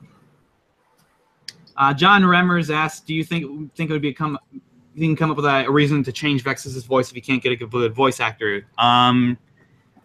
Probably. I mean, that's the classic way of what to do when you can't get a good voice actor or a good voice, not a good voice actor, but a good voice actor's replacement for a pre-established voice. You do the whole, oh, they got hit in the throat, or oh, their voice box got damaged. Now they sound differently. Wink, wink. I never really liked that. Well, the thing is, though, if we are going to do that, though, we got to make it. I know the explanation is one thing, but we got to make it still. We can have it change slightly, but we should probably do it to a point where it still sounds similar in a way. Yeah, well, of course, we try our best to replicate the original voice, but it's one of those things where it's like if we were going to explain why they sound a little bit different, then that's how we would probably do it. Sometimes it's really subtle. Like I'm talking about Samurai Jack season 5, but something really subtle that they established literally the first time you see Aku. And for those who don't know, the original voice actor for Aku for seasons 1 through 4 passed away back in 2008. His name was Mako. So they had to they got Greg Baldwin, who was Mako's what's the term when you have a standby actor in the understudy? Play? Understudy, that's it. That Greg Baldwin was Mako's understudy, and he also took over the role of General Iroh from Avatar: The Last Airbender whenever they brought him back, the character back. He did the new Aku voice. and it was a little bit different because Greg Baldwin kind of took it, both mimicked Mako and also took Aku in his own direction, which I think was the right choice, because when you're doing this type of thing, you don't want the voice actor to be restricted to the original voice. You kind of want them to have their own twist to it, have their own personality come through. But they also kind of subtly explain why Aku, they didn't literally go, my voice box, I sound different now. But they subtly explain why Aku sounds slightly different in the very first episode of the new series, of the new season that he appeared in. Wait, what are we talking about? I'm sorry. Season 5, Samurai Jack. It's very subtly explained. It's because he had, if everyone remembers the group therapy thing, this 50 years with Samurai Jack running around has been it's basically like taken all of the fun and excitement out of Aku, and he's tired and he's exhausted and he's just like, why are we still doing this? It's been 50 years. I thought he'd be dead by now. He's basically depressed, and that is very subtly why his voice is a little bit different. Just a little bit. It's because it's been 50 years and Aku is kind of tired of all this shit, per se. It's very subtly explained. So there's different ways to do it, but if we can't find a good like a spot-on replacement for Vexus, we'd probably do something similar to explain either subtly or literally explain why her voice sounds a bit different. So yeah. Okay, there's 3 minutes left and there's a lot of questions to get through, so I'm going to go through them quick, hopefully. Tuin Boss asks, how do each of you get inspirations and ideas for the show? We'll very quickly, all of us answer quick. I take inspiration from things that I watch and enjoy. I also find myself when I'm helping writing scripts and drawing artwork and stuff, I tend to listen to instrumental music to kind of get in the mood of what character I'm drawing. Like if I'm drawing a villain, I'd play like epic battle music, like I'm battling a villain. Darth Vader scene if I want to, something like that. Or if I'm drawing a heroic, or if I'm drawing or writing a heroic scene, I'd put on something heroic, an instrumental in the background, trying to think my way through it, get in the mood, that sort of thing. Sam, what do you do? What? When you take, what inspiration do you take when you're coming up with ideas and art styles and? Or not art styles. Well, the guy who here's the thing. I actually listen to like soundtracks and stuff, and also I watch like, I know this is kind of dumb, but especially for my here's the thing. Since Mina and the Cat resurrected, can I talk about this? It'll just be. We're talking about Teenage Robot. Gosh, you guys are. Well, it's Teenage Robot live stream stuff. Okay. Anyways. I just I come up with like ideas, and sometimes like I sit around like playing Gary's mod. Well, since they for all those who don't know, there's a new player model that was just released on Gary's mod. So go download that. If you have Gary's mod, go download that. Anyways, I usually like watching films or just like listening to music, and sometimes that kind of like. Those like music actually like gets me an idea for something, like saying, "Oh, I could probably do this or something." Mm-hmm. I don't know. It's weird. Like I had an idea for a Wisteria episode after listening to the soundtrack of the 1973 cult classic, The Wicker Man. I don't know. All right, but moving down the list, we got to pick up the speed a little bit because we're almost out of time. Eric, what inspirations do you get when you're drawing stuff and writing stuff and stuff? Well, like, as far as writing goes, I usually just take inspiration from similar shows like Buffy and Kim Possible, and I think of like what sort of things that they could do that would make sense for the character. So I would really have to like stop and think about the character, like what sort of things would they say and do. Right, I can see that. Like taking inspiration from other shows and scenarios that. Yeah, that could fit well into it. Yeah, I can see that. Yeah. Like, are you saying like imagining the Teenage Robot characters going through a similar scenario of what say Kim Possible, you said, and then thinking of what they would do and stuff like that in that scenarios? Yeah, pretty much.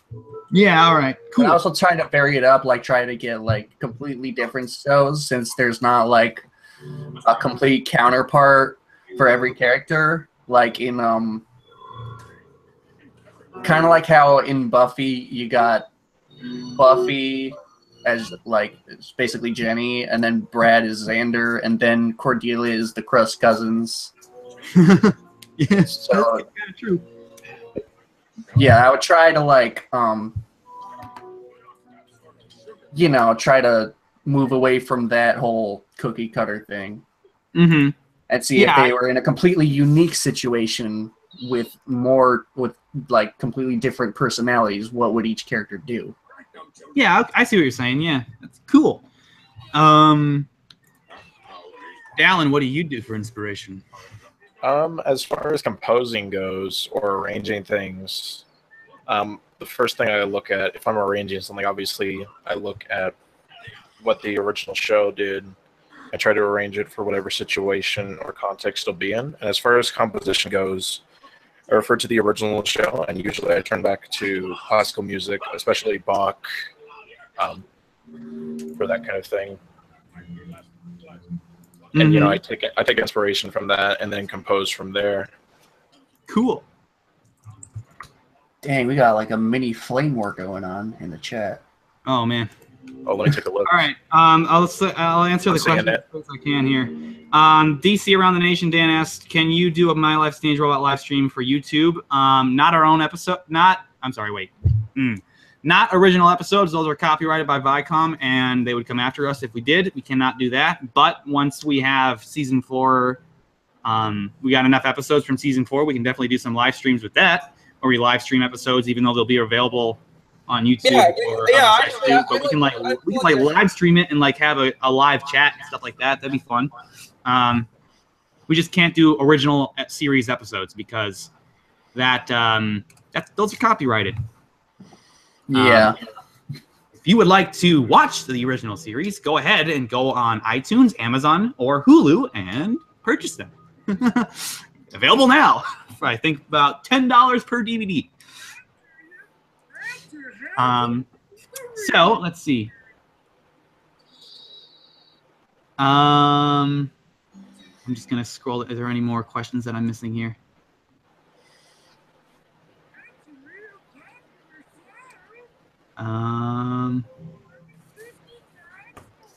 Not seeing any.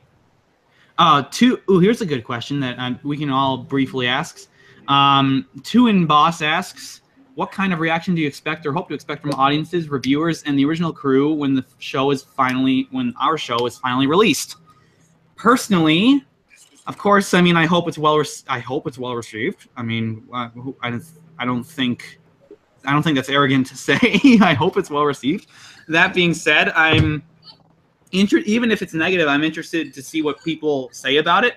See if we took things in the right direction. See if it's up to par. What we would need to improve for the future and stuff like that. The major thing that I would hope to get a reaction out of is kind of just to get more hype for the show for Teenage Robot, because say worst case scenario, like worst case scenario, and like Viacom comes after us and says, you can't do this, and takes us away with a cease and desist. I would hope that it would have been enough to rise enough attention for the show to inspire some sort of other conclusion for it if ours is not good enough. That being said, going down the list again, I'll just go down what I see on my personal Hangout screen. Dallin, I think this is a question for all of us anyway. So, Dallin, what would your ideal expectation be when it's finally released? Let's see. I mean, I obviously hope it's well received as well. I hope that we can really bring more legitimacy to, I guess, fan-made series, to be honest. because I think there's a lot of potential in it, and I've seen other fan projects, not as much in animation, really take off. And there's, you know, things that are really unique that you wouldn't see if it was made by like the original company. Not that they're bad at what they do, but like there's something, you know, very special about fans paying tribute to the source material and creating something new with it. Right. So I hope that people can recognize that that's what we're doing, and hopefully we're successful enough for it to be recognized that way. Yeah, we're probably going to be putting a an animated disclaimer at the beginning of every episode to ensure that this. Yeah. Actually, that's actually what I'm going to say. That we need to do that, because I really feel that Viacom was really going to go down on us. Yeah, we will probably come up with like some sort of animated disclaimer with Jenny at the beginning of the episode going, "Hey everyone, this is just to remind everyone, this is an unofficial fan-made segment. If you would like to watch the actual Teenage Robot, go to Amazon or Hulu or whatever and buy it." No, just say please support the original show or something. Please support the original. Or something like that. We don't have to we don't have to say like, oh, go to Amazon or Hulu or something, because there's others that probably sell it. But well, I'm not too sure. I'm pretty sure iTunes, Amazon, and Hulu are the only locations where you can buy Teenage Robot right now. You can't get the DVDs in a store anywhere. Yeah, actually, I tried looking at through a store and they don't have it. No, not in Barnes & Noble, not at Second and Charles, nowhere. Correct me if I'm wrong, but I am fairly certain Hulu, Amazon, and iTunes are the only locations that you can get Teenage Robot and purchase it. Yeah, actually, I could. Yeah, that's the only. Yeah, that's where I saw them too. But that's ridiculous. That being said, Eric, what is your ideal reaction to when these episodes release? Well, like I'm honestly like. I'm pretty impressed with how far we've come, like since I even joined. So I'm hoping that's like sort of, you know, the same feeling as the audiences will have when it's released. Okay, cool. That's it. I don't know. Yeah, it's pretty simple, and yeah, I can see that. And then last, Sam, what is your ideal expectations? Well, this was something that I've been hoping for since since 2009, because like, you know, those videos I made. But I would love to actually see what the audiences will think of when they find out about this old cartoon. And this is hands down one of my favorite cartoons of all time. Like right next there with Teen Titans and all those other classics. But I actually am very excited when we get to releasing its full episode, like the first full episode. I am definitely anticipating for that. Cool. Yeah, I don't know if you heard me, but yeah, did you hear me? I just kept thinking the mic. Yeah, I heard you. I'm going through more, and if there's any more questions left. Sunny Dog 830 asks, is there a possibility that Viacom uses the banhammer? There is a possibility. Do I expect it? Not really. Partly because Teenage Robot is hardly. I don't think it's. I've never seen it on the air. I've heard rumors that it appears every once in a while, and when it does, it's like at 5 or 3 a.m. in the morning. It's hardly. Again, rumors. I've heard that it's on the air. I've never seen it on the air as of recently. So we're not really interfering with any broadcasting. We're not showing anything from their series, the 1 through 3, and I think that'd be the only reason why my a company would come after, was because we would be like taking away sales from them or making their brand being like, what is it? What's the term I'm looking for? Too transformative of their brand and taking it in a direction they don't want it to go. But we're talking about a television series that was canceled back in 2005 and literally hasn't gotten any word from since 2009 when it was canceled. I'm sorry, when the last episode premiered, and then it was banned to brief random episodes here and there in like 1 a.m., 2 a.m., 3 a.m. Hopefully we will fall on, because technically all fan art is like with this came up with another live stream, technically all fan art, literally down to a drawing on a napkin, is a violation of copyright. But there is a gray area in there where companies literally allow this to happen, where it's basically like a free advertising area. If a fan is just drawing an art piece and posting it, and that's it,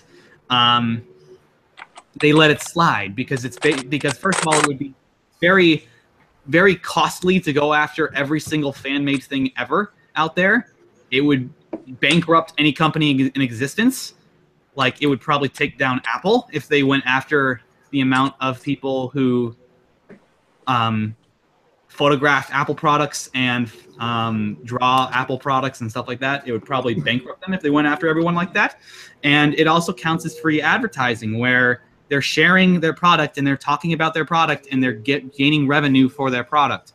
So it really comes down to when the fan-made work threatens their revenue or threatens the image of their product, like to the point where it would damage it. An example would be a couple of years ago, there was a fan-made game called My Little Pony Fighting is Magic. Oh yeah, that one. As opposed to Friendship is Magic.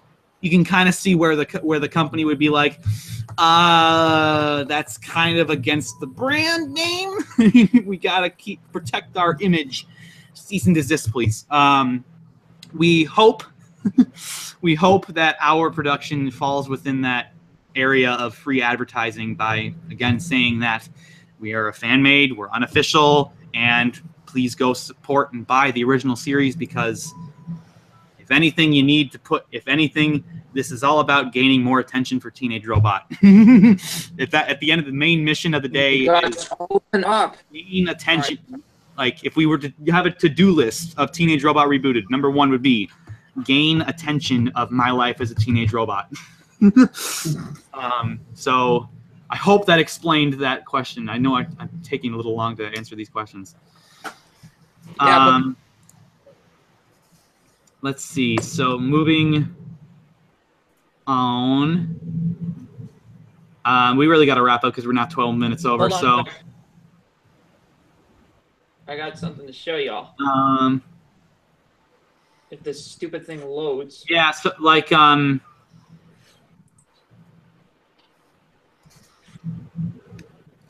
just going through any questions. I'll answer these last questions, then we're going to wrap it up. Two and Boss asked, would there be a certain noticeable shift in their season and the originals? Think of it like comparing SpongeBob season 4 and 10. Well, obviously, we're trying our best to make it as unnoticeable as possible, but of course, there's going to be a little bit of flags going up. We're trying to be as close to the original as possible. That is what we are setting out in an attempt to do. Will we succeed is in the eye of the beholder of whoever watches an episode when it's all done. If we succeeded, or if we didn't, or if we came close, etc. But that's what we are trying to do. I definitely am not going to let it go to the extent of it being compared to SpongeBob season 4 and SpongeBob season 10. That's damn. All right, can you hear me? I gotta make sure it's not that extreme if there is a little bit of a difference. So yeah, and then let's go. Quickly go through the other questions. Quickly. All right, I think I got through them all. That being said, I am going to leave it on our. I'm going to leave it at that. I think we got to get wrapping up here because we have hit our 2-hour mark. I'll leave it on this. Hold on. Not this image, but we'll go back to our Pumpkin Jenny. But before we go, I have a little something I want to show y'all. Is it Teenage Robot? Come on, man. It's Teenage Robot Halloween. Too late. Too late. Okay, but Guess who's back from the dead? that being said, we'll see you guys on the public Discord and on the Teenage Robot forums. See you guys in the next live stream. I apologize for this live stream being a day ahead of when we usually have live streams, that being the last Sunday of the month. Scheduling conflicts, as well as kind of wanting to do a Halloween Eve special, kind of pushed it to Monday. So next live stream is tentatively going to be November 26th. Again, if scheduling conflicts comes up, that's viable to shifting. But if nothing comes up and everything's well, it's going to be November 26th. The last Monday of every month is a live stream, or around that date. It's somewhere in there. So that being said, thank you guys for stopping in with our very spooky rendition of the public live stream. Hey, this was like only. Hey guys, guess what this was? This is a random number connection, but it was public live stream number 9. Yeah, actually, I looked up. It's number 9. Yeah, XJ9. All right, whatever. Oh, I get it. So what should we do for? Hey, wait, what should we do for our 10th? What do you think you guys should do? Put a suggestion in the chat box below if you have any suggestions. Yeah, you know, we should probably start doing XJ10 revealed. Oh, the review of XJ10. Spoilers. That being said, see you guys, and have a good Halloween, everybody. Happy Have Halloween fun out there. to all of you. Yeah. The Happy count is Halloween. waiting for Be you. safe. Happy Halloween, all everybody. that good stuff. See you guys. Is waiting for you. Deuces. Bye-bye. Bye bye.